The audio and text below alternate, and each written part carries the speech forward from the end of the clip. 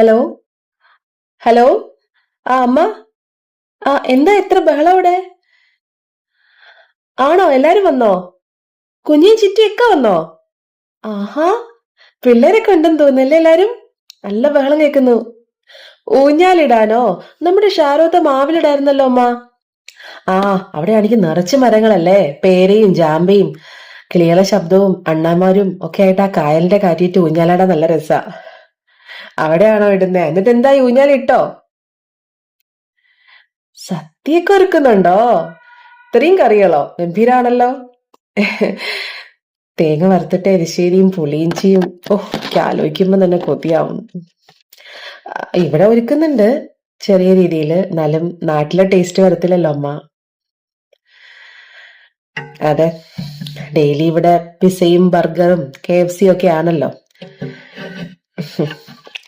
അതല്ല അമ്മ, ഞാൻ ഒരു കാര്യം ചോദിച്ചോട്ടെ. ഇവരെല്ലാരും വരുന്നുണ്ട്, ഇത്ര ഗംഭീരായിട്ട് ഓണം ആഘോഷിക്കുന്നെന്ന് എന്നോടെന്താ നേരത്തെ പറയാത്തത്?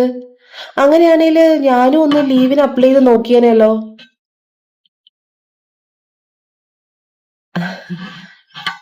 അതെ, അത് ശരിയാ. ഞാനിപ്പോ ഞാനിപ്പോ വന്നിട്ട് എന്തിനാ അല്ലേ? ഞാൻ അയച്ച പൈസ കിട്ടിയായിരുന്നോ അമ്മ? എന്നിട്ടെന്താ അമ്മേനോടൊന്ന് പറയായിരുന്നേ? അല്ല, ഇവിടെ നിന്ന് അയച്ചു, അപ്പൊ നാട്ടിൽ കിട്ടിയത് ഒന്ന് പറയണ്ടല്ലേ? മറന്നോ? ഉം. ഓ, വിളിക്കാനൊക്കെ ഇപ്പൊ പൈസ ഇട്ട് മാത്രമല്ല, ഫ്രീ ആയിട്ട് വിളിക്കാൻ പറ്റുന്ന ആപ്ലിക്കേഷൻസ് ഒക്കെ ഉണ്ട്. പക്ഷെ അതൊക്കെ ഉണ്ടായിട്ടും ഈ കഴിഞ്ഞ 5 കൊല്ലത്തിനിടയില് അമ്മയോ അനിയോ അനിതയോ ആരും എന്നെ വിളിച്ചിട്ടില്ല.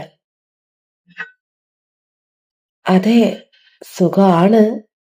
കുറവുകളൊന്നും ഇല്ല. പരമസുഖം തന്നെയാണ്. എന്നാലും ഒന്ന് സുഖമാണോന്ന് അന്വേഷിക്കാമല്ലോ. എന്തൊക്കെ പ്രശ്നങ്ങൾ ഉണ്ടായി അമ്മ? എന്തൊക്കെ പ്രശ്നങ്ങൾ ഇവിടെ? ഇപ്പൊ ഈ യുദ്ധം തന്നെ നടന്നില്ലേ? എന്നിട്ട് പോലും സോപ്പും പൗഡറും ഈ പറയുന്ന ആവശ്യങ്ങളെല്ലാം നേടിത്തന്ന ആൾക്കാരൊക്കെ ഇവിടെ ജീവിച്ചിരിപ്പുണ്ടെന്ന് ഒന്ന് വിളിച്ച് അന്വേഷിക്കാമായിരുന്നു ആർക്കെങ്കിലും ഒക്കെ. നല്ലൊരു ദിവസമായിട്ട് കണക്കൊന്നുമല്ല അമ്മ പറയുന്നത്. അല്ലെങ്കിലും എനിക്കൊന്ന് മാത്രമല്ല, ഒരു പ്രവാസിക്കും കണക്ക് പറയാൻ അറിയത്തില്ല.